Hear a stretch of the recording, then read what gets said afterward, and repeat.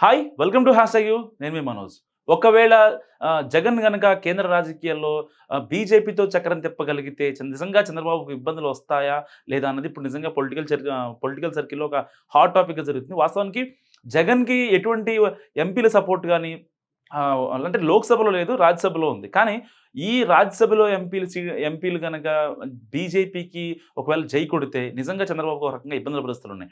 So, వాస్తవానికి జగన్ మీద కొన్ని కేసులున్నాయి. అది ఎప్పటినుంచో జరుగుతూనే ఉన్నాయి. సో, ఇలాంటి నేపథ్యంలో జగన్ ఎట్టి పరిస్థితుల్లో బీజేపీకి సపోర్ట్ ఇవ్వాల్సిందే. ఒకవేళ మొన్నటి వరకు వచ్చిన వార్తలు కాంగ్రెస్‌తో డీల్ జరుగుతుంది.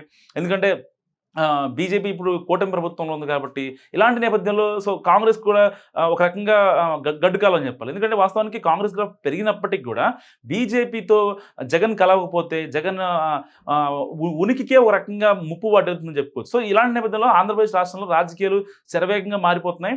గత 5 ఏళ్లలో జగన్మోహన్ రెడ్డి ఇబ్బంది పెట్టిన పరిస్థితులను నెమరు వేసుకుంటుంది. అదే స్థాయిలో రివెంజ్ తీసుకునేందుకు కూడా ప్రయత్నాలు చేస్తుంది కూటమి సర్కార్. సో, ఇప్పటికే జగన్మోహన్ రెడ్డితో పాటు పలువురు నేతలపై కేసులు వేసి చాలా ఇబ్బందులు పెడుతుంది చంద్రబాబు ప్రభుత్వం. సో, విజయసాయిరెడ్డి లాంటి నేతలపై అక్రమ సంబంధ ఘటన తెరపైకి వచ్చింది టీడీపీనే.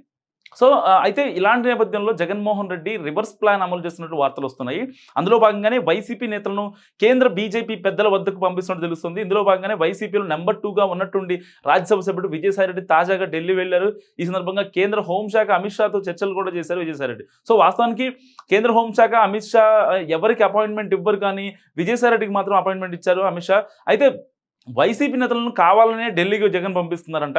ఇక్కడ ఉంటే తెలుగుదేశం పార్టీ నేతలు వైసీపీ ఎంపీలను కొనుగోలు చేసే ఛాన్స్ ఉందని ప్రచారం కూడా ఎప్పటి నుంచి గట్టిగా జరుగుతుంది. సో, అందుకే జగన్మోహన్ రెడ్డి రివర్స్ ప్లాన్ వేసినట్టు చెప్తున్నారు. బీజేపీ పార్టీలోకి వైసీపీ నేతలు వెళ్లేలా జగన్మోహన్ రెడ్డి చూస్తున్నారట. సో, ఎలాగైనా రాజ్యసభ సభ్యులు వైసీపీ పార్టీలో ఉండే పరిస్థితి లేకపోవడంతో ఈ విధంగా బీజేపీకి దగ్గర అవుతున్నారట. అంటే ఒక రకంగా జగన్మోహన్ రెడ్డి ప్లాన్ అని చెప్పుకోవచ్చు. సో, రాజ్యసభలో బీజేపీకి బలం కావాలి. ఇప్పుడు ఆ బలాన్ని నేను ఇస్తున్నాను విజయసాయి రెడ్డి ద్వారా అమిత్ షాకు సంకేతం పంపారట జగన్. ఇలా చేస్తే కేంద్ర ఆశీస్సులు జగన్మోహన్ రెడ్డికి ఉంటాయని కొత్త చర్చ జరుగుతుంది. సో, దానివల్ల చంద్రబాబు ప్రభుత్వం వల్ల తనకు ఎలాంటి ఇబ్బందులు రావాలని అనుకుంటున్నారట.